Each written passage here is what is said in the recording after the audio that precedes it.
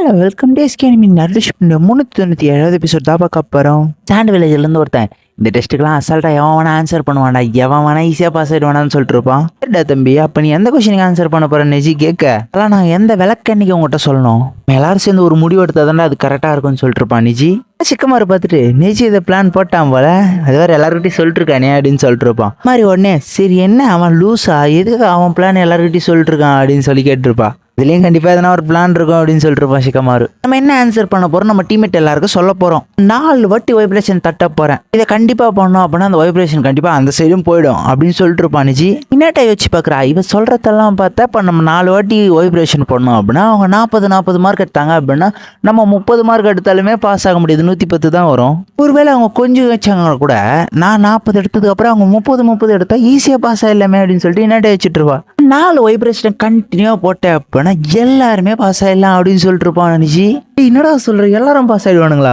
சிக்கமார் பார்த்துட்டு இருப்பான். நிஜி வேற லெவலில் யோசிக்கிறானே அப்படின்ட்டு. சிக்கமார் அவன் என்னடா பேசிட்டு இருக்கான், எல்லாரும் பாஸ் ஆயிடுவான்னு சொல்லிட்டு இருக்கான், எல்லாரும் பாஸ் ஆனா என்னடா நடக்கும் அப்படின்னு கேட்டுட்டு இருப்பா. பத்தியா எப்படிலாம் யோசிக்கிறான், அதான் ஒரு டீமை லீடர்ஷிப் பண்ற லீடர் மெட்டீரியல் தான் எங்களுக்கு தேவைன்னு சொல்லிட்டு நிஜி பேர் எழுதி வச்சுப்பான். உடனே சாண்ட் வில்லேஜ்லேருந்து தேர்ந்து வந்து, டேய் என்னடா எல்லாரையும் நீ பாஸ் பண்ணி விட்டனா அப்போ எனக்கு நல்ல பேர் கிடையாதா, எல்லாம் நல்ல பேர் நீயே வாங்கிட்டு போயிட்டுனா லீஃப் வில்லேஜுக்கு மட்டும் எல்லாம் நல்ல பேரும் போய்டு, அப்போ சாண்ட் வில்லேஜ் என்னடா பண்ணுறது அப்படின்னு சொல்லிட்டு நான் கொடுக்குறேன், நான் 4 வைப்ரேஷன் சொல்லி செவுத்துல புக்கு 4 வைப்ரேஷன் கொடுப்பேன். எல்லாரும் பார்த்துக்கிட்டு இருப்பாங்க. திடீர்னு பார்த்தா 5வது வைப்ரேஷன் வச்சுடுவான். நீங்கள் எல்லாரும் பாஸ் ஆகிட்டா நான் அப்புறம் உள்ளே போகுது அப்படின்னு கேட்டுட்டு இருப்பான். நிஜி நீ அடிச்சதெல்லாம் ஒன்றும் பிரச்சனை இல்லை, எக்ஸ்ட்ரா ஒன்று அடிச்சதுனால ஆன்சரை மாற்றி போட்டுக்கிறேன், எனக்கு வேறு எதுவும் பிரச்சனை இல்லை அப்படின்னு சொல்லிட்டு இருப்பான். அவனுங்களால கொஞ்சம் கொஞ்சமாக புரிய ஆரம்பிச்சிடும். இங்கே சாக்கரை சொல்லிட்டு இருப்பான், அவங்க அந்த சைடில் இருக்கிறவங்க சிக்னல் கொடுத்தது உங்களுக்கு புரியலையா அப்படின்ட்டு. நான் சொல்லிக்கிறாங்கன்னா நான் அந்த சைடில் யார் சிக்னல் கொடுத்தாங்களோ அவங்க முட்டை எடுத்துக்கிறாங்களாம், இந்த சைடு இருக்கிற 2 பேரும் வந்து 50 மார்க் எடுக்கணும் அப்படின்னு சொல்லியிருக்காங்க அப்படின்னு சொல்லிட்டு இருப்பா சாக்கரா. அப்போ நீ கீப்பா கேட்பான், எனக்கு ஒன்றுமே புரியல நீ எதை வச்சு சொல்கிற அப்படின்ட்டு. இல்லை சிக்னல் கொடுத்ததை பார்த்தா அந்த சைடு இருக்கிற ஒருத்தவங்க வந்து முட்டை மார்க் எடுத்துருவாங்க, நீங்கள் 50 எடுத்தீங்கன்னா ஈஸியாக பாஸ் ஆகிடலாம், எனக்கு தெரிஞ்ச அதுதான் அப்படின்னு சொல்லிட்டு இருப்பா சாக்கரா. அதான் எல்லாருமே 50 மார்க் எழுதிடலாம் அப்படின்னு சாக்கரா சொல்லிட்டு இருப்பா. அதே மாதிரி இங்கே இவன் சொல்லிட்டு இருப்பான் ஷீனோ. இங்கே கட்டுறாங்க நெஜி சொல்லிட்டு இருப்பான், எப்படி பார்த்தாலும் நீ 5 வாட்டி வச்சாலும் 4 வாட்டி வச்சாலும் நாங்கள் ஜெயிக்க தான் போகிறோம், அதுக்காக அந்த கொஷின் தான் மாறப்போகுது அப்படின்னு சொல்லிட்டு இருப்பான் நிஜி. இவ்வளோ பெரிய பிளான் வந்து அதை ஃபஸ்ட்லேயே சொல்லியிருக்கலாம்ல அப்படின்னு சொல்லிட்டு பானிஜி. அண்ணே ஃபஸ்ட்லேயே சொன்னா எப்படி அந்த பிளானை நீ ஈஸியாக சொதப்பி விட்டுருவி அப்படின்னு சொல்லிட்டு பானிஜி. அண்டு விளைச்சிக்கார செம்ம காண்டாயிடுவான். டே நான் விட மாட்டேன்னு சொல்லி திருப்பி 3 குத்தி விடுவான் நிஜி. டே நான் உன்னை விட மாட்டேன்னு சொல்லி அவன் 2 குத்தி விட்டுருவான். திருப்பி 4 குத்துவான், அவன் 1 குத்தி விட்டுருவான். எப்படி இருந்தாலும் 5 மார்க் கொஸ்டின் 50 மார்க் கொஸ்டின் தானே அட்டன் பண்ணி ஆகணும் அப்படின்னு சொல்லிட்டு பானிஜி. சாண்டு விளைச்சிக்காரன் குணம் எடுத்துருவான் நிஜியை போட்டு தெரியலான்ட்டு. அப்போ தம்பி படப்பாரு, இங்கே யாரும் சண்டை படக்கூடாது, சண்டை பட்டாலே நீ ஃபெயில் ஆகிடுவாடின்னு சொன்னோன்னே வேறு வழியில் அது எல்லாரும் பாஸ் ஆகிடுவாங்க பொழுது, இந்த நான் என்ன எப்படி பந்து அப்படின்னு சொல்லிட்டு வச்சுட்டு போவான். இந்த எக்ஸாம் நடத்துகிறேன் வேண்டாம், டே எனக்கு ஒரே ஒரு 25 பனிஷ்மெண்ட் கொடுங்கடா, நான் இவனை போட்டு தள்ளிடுறேன் அப்படின்னு சொல்லிட்டு கத்திக்கிட்டு இருப்பான் அந்த சாண்ட் வில்லேஜ்காரன். சிக்கமார் மைக் ஆன் பண்ணி, டே இங்கெல்லாம் சண்டை போடக்கூடாது, இது ரவுண்டு 1 தான், ரவுண்ட் 2ல் எப்படின்னா ஆச்சுன்னு சண்டை போட்டுனே நாருங்கடா அப்படின்னு சொல்லிட்டு இருப்பான் சிக்கமார். இந்த நெஜி பையன் பயங்கர ஜீனியஸாக இருக்கானே, எப்படி என் வாயிலேருந்தே பேச வச்சிட்டானே அப்படின்னு சொல்லிட்டு வச்சுட்டு இருப்பான். நீ இப்போ என்ன சொல்ல வர, இது மூலமாக நீ எதனா ஆன்சர் சொல்லிட்டியா அப்படின்னு சொல்லி கேட்டுட்டு இருப்பா. நிஜி உண்மையுமே வேற லெவல் ஜீனியஸாக இருக்கானு, பிளான் போட்டு பேச வச்சிட்டான். இப்போ மற்ற எல்லா கிளாஸ்லேயும் அமைதியாக இருந்தானுங்க, இந்த ஒரு கிளாஸில் மட்டும் தான் சண்டை போட்டு இருந்தானுங்க. இப்போ நான் மைக் ஆன் பண்ணி நான் சண்டை போடாதீங்களா அப்படின்னு சொன்னதுலையே அவங்க கன்ஃபார்ம் பண்ணிருப்பாங்க, இங்கே வந்து சவுண்டு வந்திருக்கு, அப்போ இந்த கிளாஸ் தான் போட்டிருக்கு அப்படின்னு சொல்லிட்டு. எல்லாரும் ஒரு விதமான கன்ஃபியூஷனில் இருந்திருப்பாங்கள்ல, ஆன்சர் எழுதலாமா நாமான்ட்டு. இப்போ அது வந்து கிளாரிஃபை ஆகிட்டு இருக்கும். அங்கே பார்த்தா நிஜி டீம்லேருந்து சில பேர்லாம் எழுதாமல் உட்காந்துட்டு இருக்காங்க. ஆனால் சில பேர் வந்து டைம் ஆகுது என்னடா பண்ணுறதுன்னு ஒரு பாத்திரத்தில் எழுத ஆரம்பிச்சிருவாங்க. இன்னும் சில பேர் எழுதி முடிச்சுட்டு உட்காந்துருப்பானுங்க. அப்போ சிக்கமார் சொல்லிட்டு இருப்பான், நிஜியை நம்புறவங்க நிஜி டீமில் இருக்கிறவங்க மட்டும்தான் எழுதாமல் உட்காந்துட்டு இருக்காங்க அப்படின்னு சொல்லிட்டு இருக்கும்போதே, அப்போ அவங்களாம் பாஸ் ஆகிடுவாங்களா, எல்லாருமே 100 மார்க் எடுத்துருவாங்களா அப்படின்னு சொல்லி கேட்க, அதுக்கெல்லாம் வாய்ப்பு கம்மி தான். சரி இதெல்லாம் இருக்கட்டும், நீ அந்த இடத்துல இருந்தால் என்ன பண்ணியிருப்பேன் அப்படின்னு. நான் என்ன ஷேடோ கொஸ்டின் சூஸ் பண்ணியிருப்பேன், அது மட்டும் இல்லை நான் எழுதுகிற கொஸ்டின் யாருமே எழுத மாட்டாங்க அப்படின்னு சொல்லிட்டு சிக்கமார். சரி டைம் முடிஞ்சு எல்லாரும் பேப்பர் அப்படியே கவுத்து வைங்க, இப்போ எக்ஸாமுடைய அடுத்த லெவலில் இங்கே தான் ஸ்டார்ட் ஆக போகுது. இப்போ நீங்கள் 3 பேரும் ஒரு டீமாக இருந்து ஒரு மிஷினுக்கு போகிறீங்க. இப்போ அந்த மிஷினில் ஒருத்தனை சாக்ரிஃபைஸ் பண்ணோம், யார் அது அப்படின்ட்டு நீங்கள் 3 பேர் எழுத போகிறீங்க. அதில் இருக்கிற எல்லாருமே ஒரே கேரக்டர் தான் எழுதணும். நம்பிங்களா, ஒரு விஷயத்தை தெரிஞ்சுக்கங்க, நீங்கள் அவன் ஒருத்தன் பேர் எழுதுறீங்களா அவன் இந்த எக்ஸாமில் ஃபெயில் ஆகிடுவான். ஏன்னா அவனை தான் நீங்கள் சாக்ரிஃபைஸ் பண்ணிட்டீங்கல்ல, பட் நீங்கள் 2 பேரும் பாஸ் ஆகலாம். ஒருவேளை ஒருத்தன் பேரை மாற்றி எழுதினாலும் 3 பேருமே ஃபெயில் ஆகிடுவீங்கன்னு சொல்லிட்டு சிக்கமார். சரி சட்டப்பட்டு யோசிச்சு பேர் எழுத ஆரம்பிச்சிருங்க, ஏன்னா இன்னும் 3 நிமிஷம் தான் உங்களுக்கு டைம் இருக்குது அப்படின்னு சொல்லிட்டு சிக்கமார்.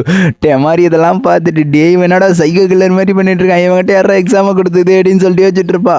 உடனே அந்த சாண்ட் வில்லேஜுக்காரன் சாண்ட் யூஸ் பண்ணி ஒருத்தங்கிட்ட ஒரு பேரை காட்டுறான். பார்த்தா அவன் பேரையும் அவங்ககிட்ட காட்டுவான். சரி என்ன பண்ணுறது, நம்ம டீம்மேட்டு தானே பாஸ் ஆகின்னு போட்டான், நான் ஃபெயில் ஆனால் பரவாயில்லன்னு சொல்லி அவனே அவன் பேர் எழுதிப்பான். வச்சுட்டு இருப்பான். ஒருவேளை நருட்டோ சாஸ்கெல்லாம் டீம்ல இருந்தாங்கன்னா கரெக்டாக இருந்திருக்கும். நருட்டோ பேர் தான் நான் ஃபர்ஸ்ட்லேயே எழுதியிருப்பேன், அவனும் அவன் பேர் தான் எழுதியிருப்பான். என் ஃப்ரெண்ட்ஸுக்காக நான் விட்டு கொடுப்பேன், நீங்கள் போய் ஜெயிச்சிட்டு வாங்க அப்படின்னு சொல்லிட்டு எழுதி கொடுத்துருப்பான் அப்படின்னு சொல்லிட்டு சாக்கரா வச்சுட்டு இருக்கா. சாக்கரா வச்சு பார்க்குறா. சாக்கரா வந்து நருட்டோன்னு எழுதி வச்சிருப்பா, சாஸ்கேவும் நருட்டோன்னு எழுதி வச்சிருப்பான். ஆனால் நருட்டோ மட்டும் நான் எழுதி வச்சிருப்பான். நான் யாரா அப்படின்னு சொல்லிட்டு சாஸ்கே டென்ஷன் ஆகிடுவான். நாங்களாம் கரெக்டாக நருட்டோன்னு எழுதி வச்சிட்டேன், நீ நான் எழுதி வச்சா யாரா பாஸ் ஆகுது டே அப்படின்னு சொல்லிட்டு சாஸ்கே அவங்ககிட்ட சண்டை போட்டுட்டு இருப்பான். நருட்டோ டா என்னை ரொம்ப நீ டென்ஷன் ஏத்துற, எவன் ஒருத்த ஃப்ரெண்டு விட்டு கொடுக்குறான் அவன் குப்பைக்கு கீழடா அப்படின்ட்டு இருப்பான். உடனே இதெல்லாம் யோசிச்சு பார்த்துட்டு சாக்கராக்கு அது ஸ்ட்ரைக் ஆகுது. ஹீனாக்கும் ஒன்றும் புரியல, இப்போ யார் பேரை தான் எழுதுறது, யார் பேரும் எழுத முடியாது, ஏன்னா சோஜி பேர் எழுதலாமா அப்படி சொல்லிட்டு யோசிச்சுக்கிட்டு இருப்பா. ஆனால் இங்கே என்ன பண்ணுறதுன்னு எல்லாரும் யோசிச்சுக்கிட்டு இருக்கும்போது டைம் முடிஞ்சிடும். சரி அப்படின்னா ஒருத்தன் வந்து பேப்பர் கொடுங்க எல்லாரும் ஆளுக்கு போங்க அப்படின்னு சொல்லிட்டு இருப்பான். லேடிஸ் சொன்னா கிட்ட எல்டர்ஸ் வந்து பேசிக்கிட்டு இருப்பாங்க. அப்படியே அடுத்த சீனில் கான்கரு கட்டுறாங்க. அதான் லீஃப் வில்லேஜ்லேருந்து எந்த வில்லேஜ்லேருந்தும் சாண்ட் வில்லேஜுக்கு வர வேணாம் அப்படின்னு சொல்கிறதுக்காக தான் வந்திருக்கேன்.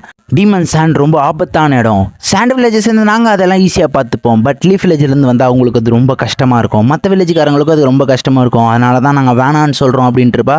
நீ சொல்கிறதுக்கு நான் ஒரு ஐடியா சொல்லிட்டா, இடன் லீஃப்லேருந்து இடன் சாண்ட் வரைக்கும் எங்கள் டீம்மேட்ஸ் வந்து அதுக்கு சப்போர்ட் பண்ணுவாங்க அங்கே போகிறதுக்கு அப்படின்னு சொல்ல, அதெல்லாம் எனக்கு எந்த பிரச்சனையும் இல்லை அப்படின்னு சொல்லிருப்பான் கான்கரு. அப்போ நீங்கள்லாம் என்ன யோசிக்கிறீங்கன்னு சொல்லி லேடிஸ் அட்வைசர்ஸை பற்றி கேட்க, நீங்கள் பேசுகிற டியூனும் நீங்கள் பேசுகிற விஷயமே ஒரு மாதிரி வித்தியாசமாக தான் இருக்குது, நீங்கள் எதையோ மறைச்சி வச்சிருக்கீங்களா அப்படின்னு சொல்லிட்டு கேட்டுட்டு இருப்பாங்க.